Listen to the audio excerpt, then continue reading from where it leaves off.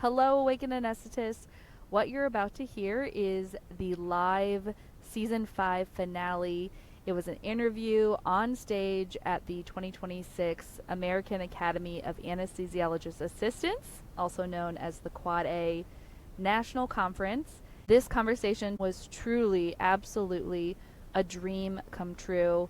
I share a little bit more about my journey to the CAA main stage and interviewing our current CAA president in the episode. And I just want to express my sincere gratitude to Emily Mycyk, who you're about to meet.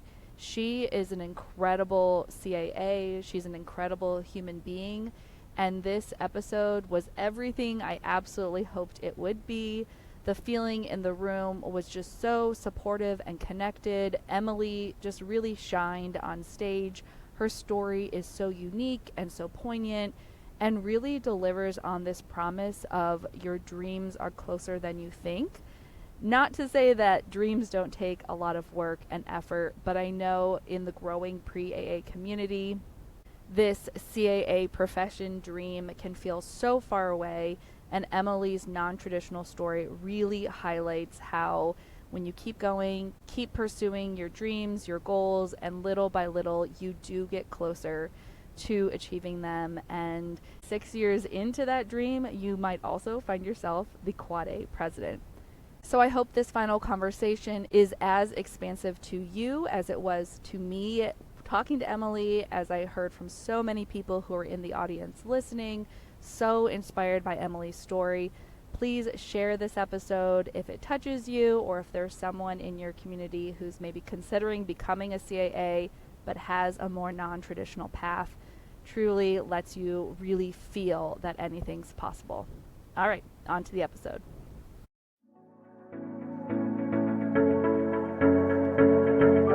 Welcome to the Awakened Anesthetist podcast, the first podcast to highlight the CAA experience. I'm your host, Mary Jean, and I've been a certified anesthesiologist assistant for close to 2 decades.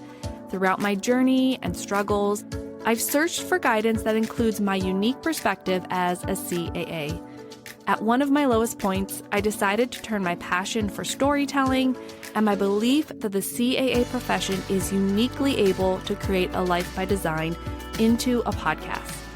If you are a practicing CAA, current AA student, or someone who hopes to be one, I encourage you to stick around and experience the power of being in a community filled with voices who sound like yours, sharing experiences you never believed possible.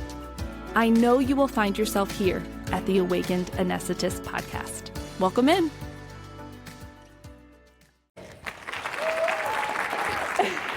Hi, everyone. Welcome. I will eventually sit, but I'm a stand-in walker, so I'm going to stand just for, whoa, hi.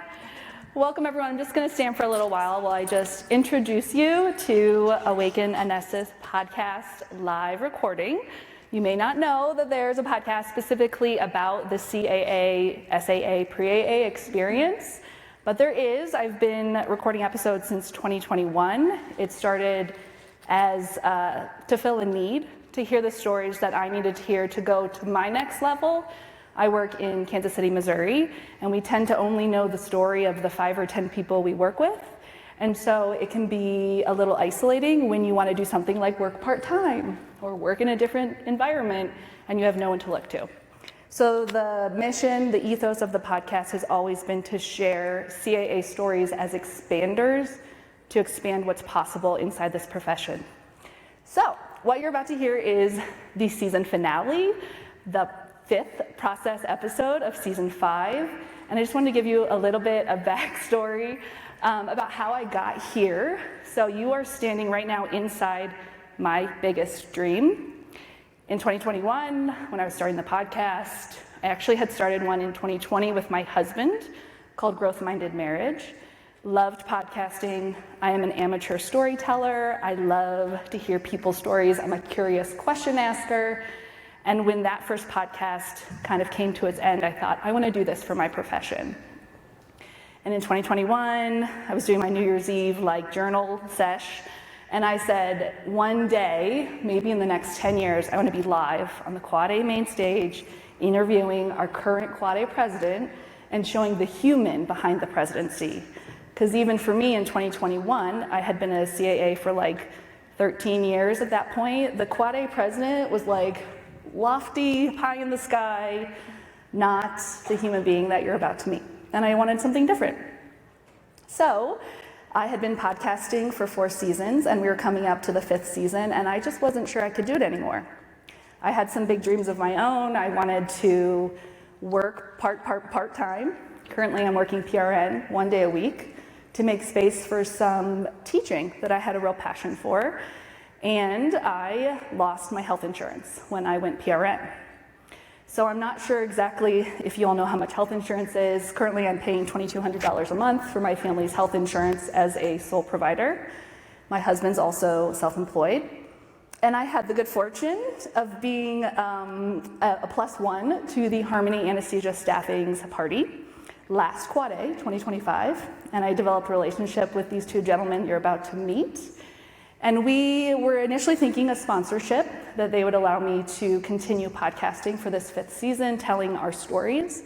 And what happened was it turned into a partnership, really. We have a lot of mutual interests, and I am really grateful for what they have allowed our community to grow into. I've been featuring Harmony Anesthesia Staffing, which is the largest CAA staffing company, unrecorded, but anecdotally.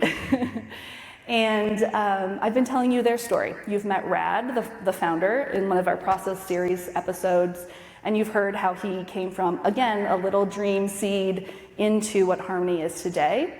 And so I wanted to invite them both on stage, Rad and Ceci, to give you just a little bit more in this very intimate CAA way, sort of a deeper look at what it means to run a CAA company and maybe why Harmony is doing some important work that we need to hold up a little higher. So I would love to welcome Rad and Ceci on stage. Gentlemen. And now I will sit.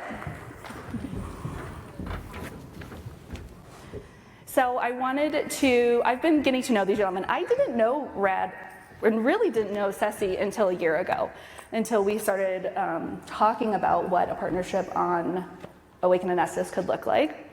And so I've learned a lot about how to run, or how you guys are running this innovative CAA-focused staffing company. And so if you've been listening to the podcast, you've kind of heard that journey. But I want to take just a moment here to really highlight some nitty-gritty pieces of how they're running their company. So I want to ask Rad first a question. And you have really instilled in me how Harmony is clinician-focused. And that sets you apart as a staffing agency. And you are so passionate about propelling the CAA profession, about supporting the CAA profession, truly. You helped me pay my health insurance. And I know you have this big mission of having clinical stability for CAAs in your placements, and I would just love if you could tell this audience who gets it what that means, like on a logistical level and on a business level almost, so we can see some behind the scenes. Sure. First of all, thank you for organizing this, and for coming under the concurrent local anesthesia toxicity session going on, so thank you for coming to this. I do appreciate it.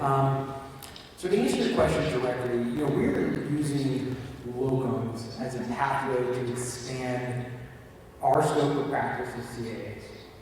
Groups that would previously not be welcoming to CAAs are open to the concept of having a CAA locum.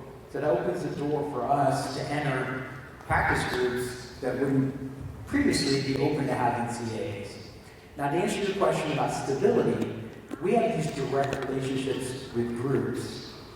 And the way that we differentiate ourselves is by putting providers first. And what we say internally, our internal policy, is always providers over profits. Now, what does that mean? I'll give you a specific example. Last week, we had a provider who was flying in to do a 1-week assignment. She does like 1 week a month. And the group gave us more than a 30-day notice, and her assignment was canceled because it had some changes and some staffing changes that occurred. But the provider, our team member had already booked an Airbnb and paid for it. And you know, sometimes when you miss that little deadline, you're on the hook, right? So she reached out to us and said, hey guys, I got canceled. I'm okay with getting canceled, but I got this Airbnb bill. What am I going to do? I said, don't worry about it. We're just going to take this one on the chin and just pay for it. It's fine.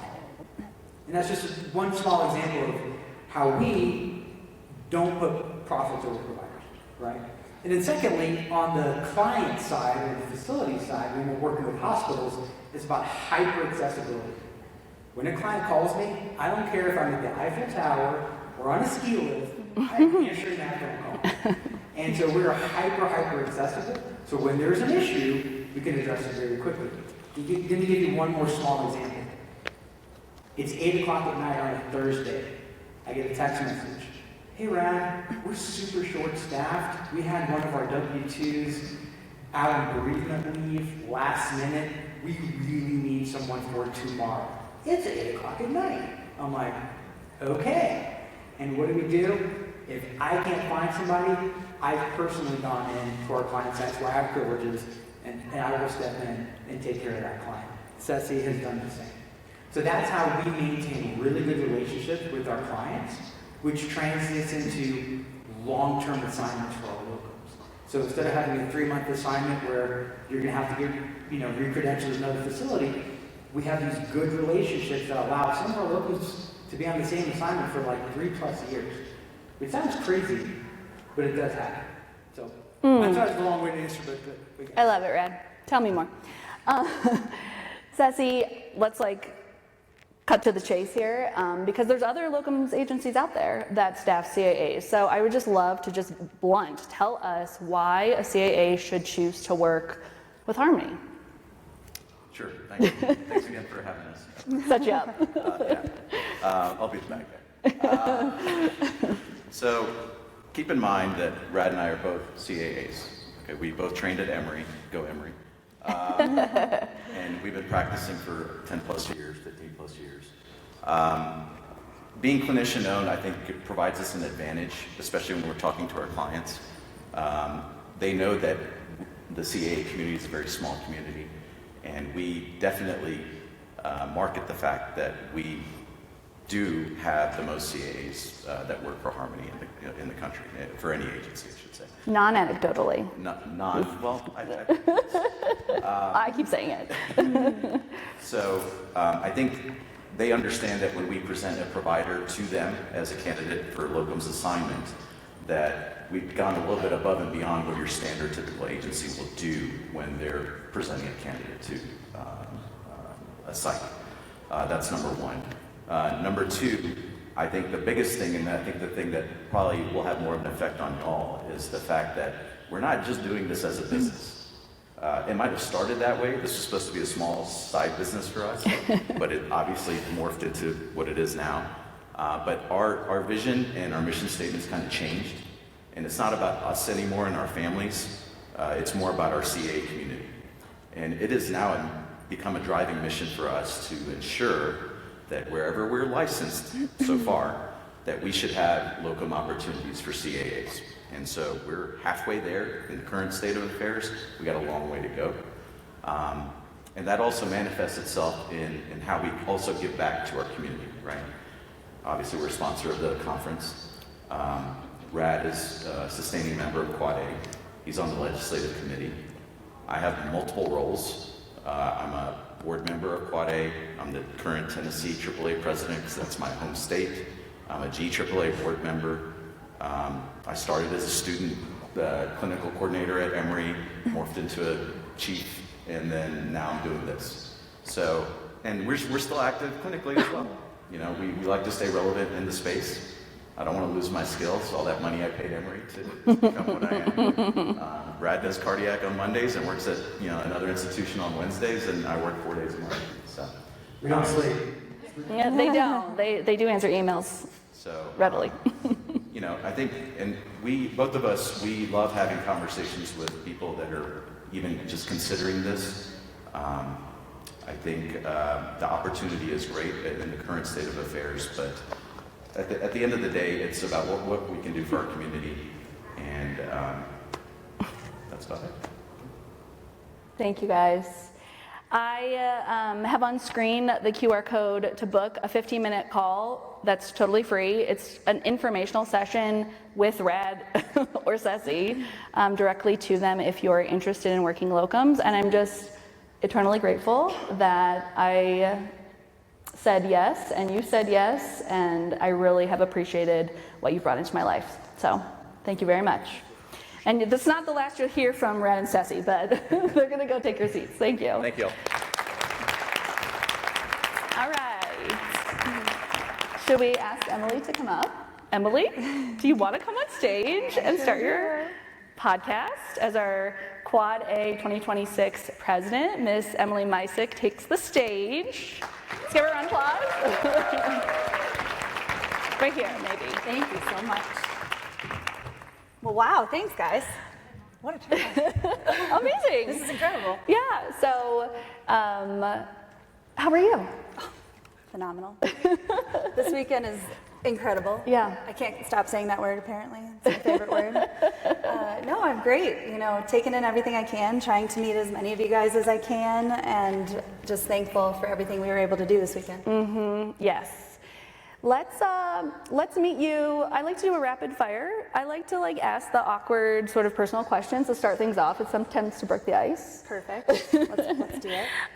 So actually, I'm going to have Rad and Ceci ask your first rapid fire, and then I'll probably ask one or two more. So Okay. whoever wants to go first, maybe Bring it stand on. up just so they can see you, Rad. You wake up in the morning, what's the first thing you do? Press the snooze alarm. Yep, not ashamed. I'm a snoozer. I've been told I should break that habit. I'm really working on it, you guys. Mine's not as fun.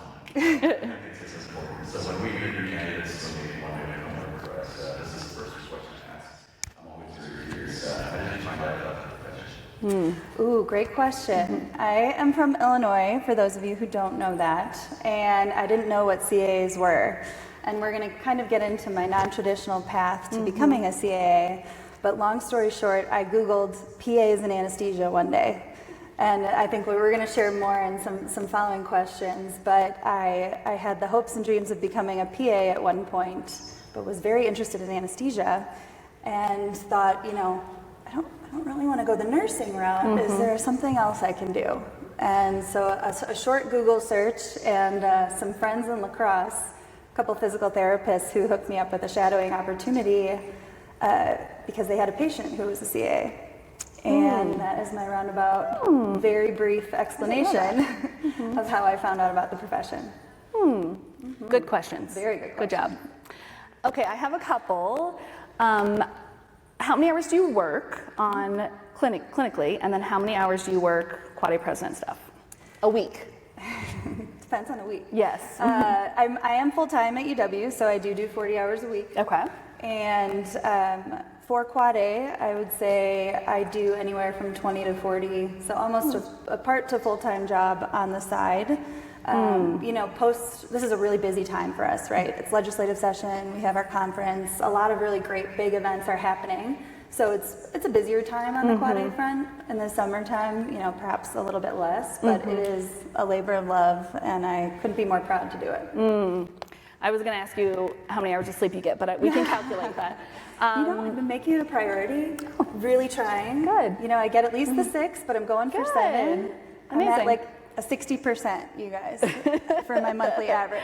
Awesome. It's better than failing. Yes. Yes, it is. Okay, last question. What's something that never gets old? Never gets old. Meeting a patient. Every day I get to see a fresh new face. I get to have those 5 to 10 minutes with them before we go back to the OR to build that rapport, build that trust. And then I get to be the last person that they see before they go to sleep and the first person that they see when they wake up. And it still is astounding every time I'm in the OR that I get to do this job, that we get to do this job. It's the best mix of art, science, and medicine. I heard that once and I stole it. I was told it's 50% art and 50% science was what the Case Cleveland, I don't know if we have any Case Clevelanders in here. You probably have heard that before. Does anyone know Jeff Smith? He's the one who told me that. Like it. Okay, now that we all feel a little bit closer to you, let's keep going. Of course, you are not always the Quad A presidents, and you sort of mentioned this non-trad path. And let's just say non-trad is what? What even is a non-trad coming out of AA school or coming into AA school? Maybe we're talking not immediately after undergrad. So walk us through kind of, we know how you found out about it, but take us back into that path, what you were doing before you even applied to AA school. Go back as far as you want. Okay. Well, let's start with my undergrad. So I have an undergraduate in marketing and advertising from the Applicable. University of Illinois. Yes, very applicable. And I worked in sales for a short time, sold copiers for about 6 months. You can tell how much I enjoyed that job. And I ended up in hospitality management for a while. I was managing a bar, restaurant, and concert venue. And I did that for quite some time, and it was, it was great. You get to meet a ton of people, learn to diffuse a ton of situations. You build a lot of skills that are actually applicable in different ways to anesthesia. But I just wasn't fulfilled with my career choice. Was it even a career in my eyes? And it is. I've nothing against anyone who goes in hospitality management, and kudos to them because it can be a lot. But I wanted to do something that challenged me in different ways. And so on a whim, because of one of my staff members who is studying to become a firefighter, actually, I was flipping through her EMT book because they have to be EMTBs. And I signed up for a night class at my community college for an EMTB course. And I How old were you? Fell in love with it. How old I were you? was 23, 24. Okay. So a few years out of undergrad. And I never, ever, ever thought I wanted to do anything in medicine. And I ended up just being completely enamored with anatomy and physiology and just the medical process. And so I thought, okay, do I want to continue this work or continue this path? And what do I want to do? Do I want to be in the field? Do I want to be in a clinic? Do I want to be in a hospital room? So I did some research and I decided PA. I want to be a PA. And that's what I knew in Illinois. And so I signed up for a post-bachelor pre-health program at Loyola University. All it required was a master's, and I was able to start taking all of my prerequisite courses there. And I was simultaneously working for my dad as a dental assistant just to get some I didn't know that. Yeah, surprise. some medical experience, as well as working at the bar. And I went through those classes and I started thinking, well, gosh, there are so many different kinds of PAs. What kind of PA do I want to be? I have no idea. But when I was younger, I had 2 shoulder surgeries when I was 16. I was a competitive swimmer for a long time. And She was a D1 swimmer. Go on. if it feels like a lifetime ago. That's why my shoulders are so big, you guys. Gorgeous. And I thought, anesthesia is really interesting. I don't really understand it. Are PAs even allowed to do anesthesia? And roundabout, that's how I Googled one day, PAs in anesthesia, and the CAA career came up. And so then I did some research thinking, is this really real? Do people get to do this? I don't understand. And Too good to be true. Yeah, exactly. And so with that research and then with some connections, I was able to sort of find this path, or this path really found me, right? And then I finished, so I ended up having to take a few more prerequisite courses, as those graduates know. And then I ended up taking the MCAT. At the time I went to school, that was still a requirement. And then I got into Case Western in Cleveland. Are there any Case Western people here? All right. I'll look for you guys at trivia. And it's been the best decision I've ever made. I have so many questions. I want to just highlight the non-trad timeline, because I do think we, as humans, can see sort of the pinnacle and be like, oh, it was just this to that. Walk us through, how many years was it from the time you took that EMT course to acceptance into Case Western Cleveland? So I took my EMT course when I think it was 23, and I did not get accepted into school until I was 29. So we're talking 6 years. Yep. Of prerequisites and full-time work. Yes. So post the EMT class, it took me, little less than a year to kind of figure out maybe what I wanted to do next. And then I took all of my prerequisite courses over the course of about 4 years. And then, I know we're going to talk a little bit about test anxiety, but it took a lot for me to work up to taking the MCAT. As those who have know, I was in the first cohort of the new 8-hour MCAT. It was so great. Sounds great. It was so great. The easy cohort. Yeah, I don't know about easy. Well, yes, not either. But yes, so it just took me a little bit to get through everything, both mentally, and then I wanted to pay for everything out of pocket. So I spread out my courses a little bit more just in order to be able to do so and go to school without debt, because as you guys know, school is not cheap. So it took a little bit longer, but that's okay. I'm resilient, as we heard in our lecture this morning, building resilience. Yes. How many years, so Case Cleveland's a 24-month program, then you've been working for 6 years? How many years? 6.5. 6.5 years. Yeah, it's just Not that long. It's interesting that the time it took you to get into AA school was also the time it took you to become the Quad A president. And that's like really just an interesting challenge maybe to all of us that, gosh, if we want something big, and we're going to talk about whether you even saw this for yourself, but it's just an interesting idea that chasing a dream feels so slow in the middle. Oh, for sure. And then you told yourself, 12 years ago, now I'm going to be the Quad A president on stage. It's just... Never did I ever I just think. love these types of... I love to hear your story. Okay, let's see. What do we want to talk about? I think I want to hear... because I do a lot of teaching around emotional intelligence, around the art of anesthesia, and you have like 2 things that my brain has pinged.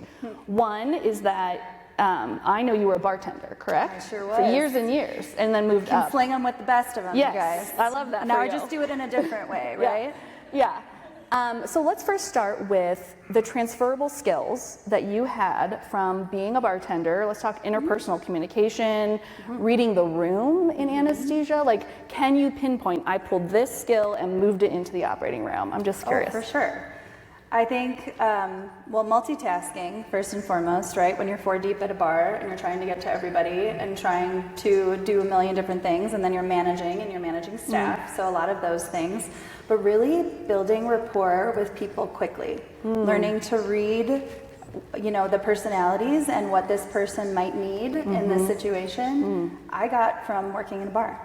You meet such a wide variety of people that I can now go into any preoperative room and say, okay, I'm reading this a certain way, this is what this patient needs to feel comfortable going into the operating room, and I can deliver that for them. How do I say this tactfully? It's an interesting concept that something that isn't formally taught, I would like to change that, formally taught in anesthesia school, that reading the room skill only came because you were a non-traditional student. And our opposition often says there's only one way into this path to give anesthesia, and you have this very specific skill set that is incredibly useful and sets you apart in the OR from something that wasn't nursing and something that wasn't being pre-med, Oh, for sure. I'll say that was actually the biggest topic of conversation when I was interviewing for anesthesia school. Everybody wanted to know, yes, everybody wanted to know about my work outside of it, which was, it just sets you apart in a little bit of a different way, like you said. Were you prepared for that for your interview? Did you think they were going to I did not. I thought, oh my gosh, they're going to ask me so many science questions. I did all of the prep work. I had that 6-hour Case Western Day interview. Definitely thought I blew it. Luckily I didn't. And then it completely went a different way. But luckily I was able, to pivot. Yeah. Okay, I would love to hear, well, let me ask you all, since we're in like a tight group right now, how many people have some level of test anxiety? Like maybe just raise your hand. Okay, let's look around. Okay, so this is something that I have heard a lot in my work with the pre-AA community, the AA student community, and I would love for our Quad A president to sit on stage and tell us about her test anxiety, maybe take us from when it first really impacted you. I don't know if that was the MCAT or before, and then on through AA school. I always had some version of test anxiety, and I still do, actually. I think Nicole can attest to that. Last year during our ASA strat planning conference, when I was studying for my re-cert, I was just a bag of nerves. And that's, I think you guys just have to embrace it. But it really started, you know, to come to fruition around the MCAT time. I think because it really mattered to me. I was so driven and so focused, and I wanted to do well because this was the career that I wanted to be in. And so, you know, heart racing, feeling like I'm nauseous, thinking that I failed. And I'm sure a lot of you guys share that feeling after you take a test. You think, oh my gosh, I bombed it. And then you end up doing okay. And so getting over the mental hoops of that it takes a toll on your body. It takes a toll on your mind. And so finding, you know, coping mechanisms is super helpful. When I got into Case Western and went through the anesthesia program, I developed a really great core group of friends. And I will say, all of you who are students, you have people who are going through the same thing that you are, right? And so bonding with them and doing study group sessions and quizzing each other and, you know, reminiscing about whatever you need to talk about was incredibly helpful for me, on top of the physical things like trying to get sleep even though your brain won't stop. And then, you know, deep breathing works for me sometimes too when my heart's racing. You'll see me do that tomorrow before my speech. Yeah. And so just kind of employing all of those really helped me to move forward. And then realizing, you know, think about the things you know, not the things you don't know. So I'm thinking, oh, I failed, I did terrible, I don't know that yet, you know. Let's wait until the score comes out. And I ended up doing well on most things that I was worried about. But I think part of it was because it mattered so much to me. Yeah. That you develop this narrative in your mind, right? And it's often a negative one. So really trying to break yourself of that is important. And it's hard to do. I'm still learning. Shenandoah, the keynote speaker, just talked about how belonging is the key to resilience. And I'm wondering if 6.5 years ago, your cohort talked about text anxiety. Like the people you were studying with, was that a conversation you had? Were you each helping each other find like coping mechanisms? Or was this internal? It was both. Okay. So a lot of it was internal for a while. And then I felt comfortable enough to share. And then I realized that other people are going through the exact same thing that I am. And so, like Shenandoah said, talking about your feelings can really break those barriers. And that was what was incredibly helpful for me. And it ended up getting easier as time went on. Yeah. Now that I take tests less frequently, the anxiety comes back a little bit. Yeah. I stood in line to speak with Shenandoah during her book signing, and I was kind of course, trying to find an easy answer to a hard problem of like, how do we implement this into AA school? And what she said really resonated is that it's slow and steady work, and the change starts with you. Yes. And so if your cohort's not talking about it, you talk about it. You're the one to bring it up. Probably most people in here are students. So, also for CAAs, practicing. We're talking about second victim effect on the professional wellness committee here soon in the fall in a webinar, and that only gets better when we start sharing. Absolutely. So okay. Thank you. Thank you for sharing that. Thank you. Thanks for asking. Yeah. That's the first step, right? Yes, absolutely. Okay, I would love to transition gently into, of course, I'm very interested in the human behind the presidency, but I'm also interested in how someone like me, someone like you, functions as the Quad A president and just meets daily sort of that bureaucratic, I'm probably about done. That's okay. The bureaucratic slowness, I would say, of like change inside medicine, change inside the CA community.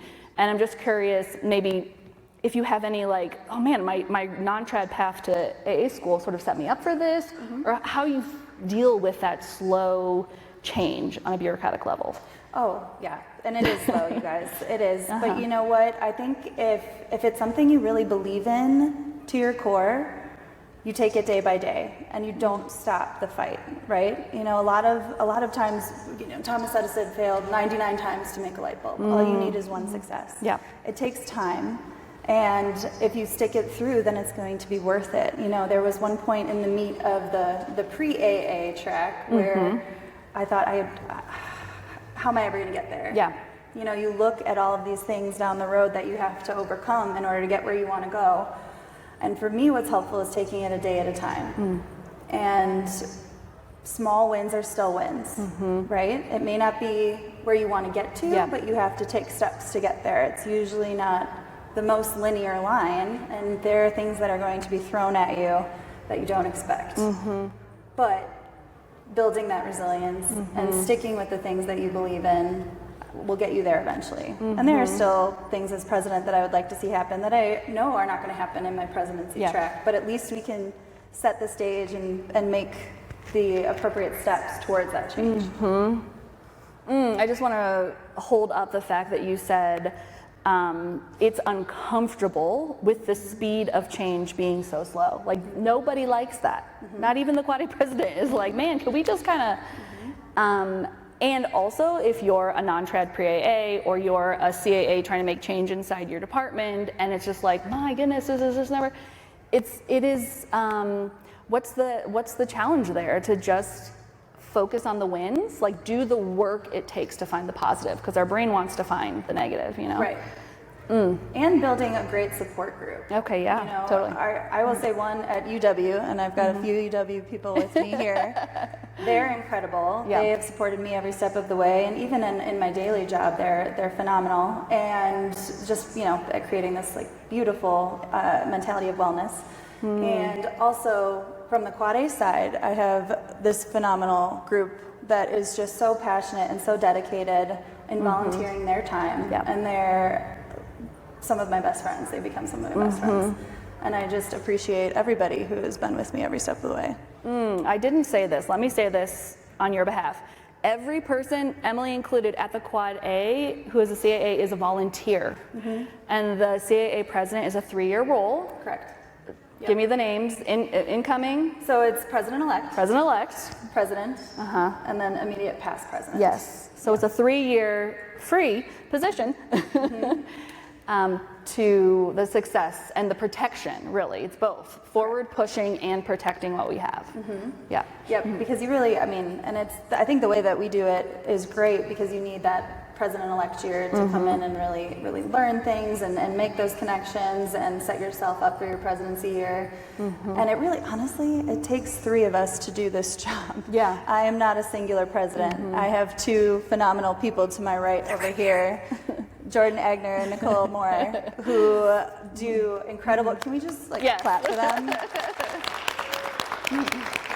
Do incredible work as well. So, you know, I'm lucky and thankful, but you have to appreciate that it is a 3-year time commitment, but it's necessary for the roles. Yeah.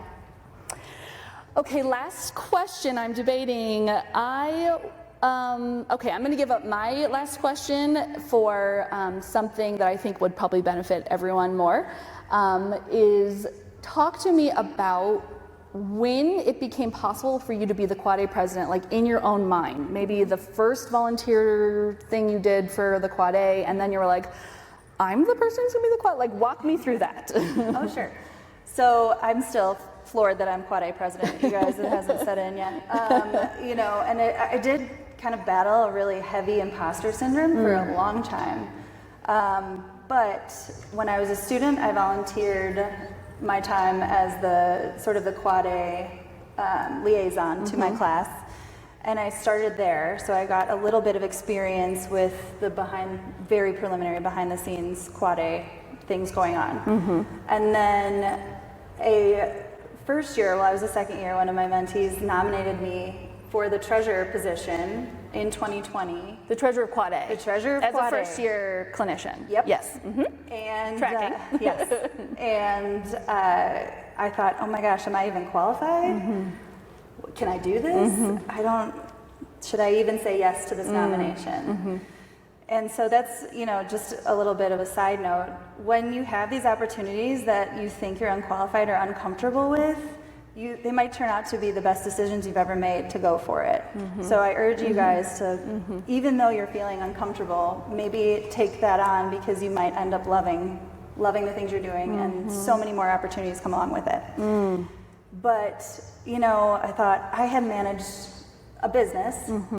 I can do a treasurer role, right? Finances, numbers don't lie. I can do that. And so I started as treasurer, and I did 2 years, and I loved being the treasurer, and I was hugely supported by all of the people at Quad A and the staff. And so I ran for re-election by choice. And so I served another 2-year term, and it wasn't until the last year I was treasurer that I finally started to think, okay, I think I can do this. And it was actually at the urging of one of our past presidents, Danny Masaros, who said, you can do this. Yeah.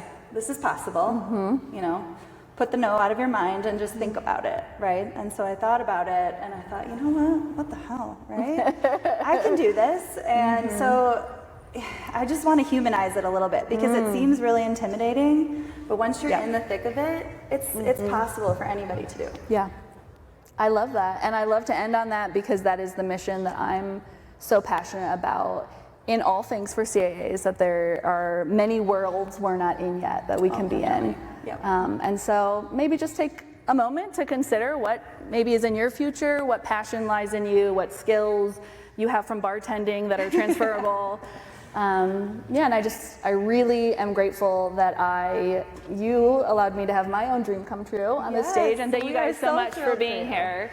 Thank you. Emily. Thank you. Thank you guys very much. Thank you so much. Great to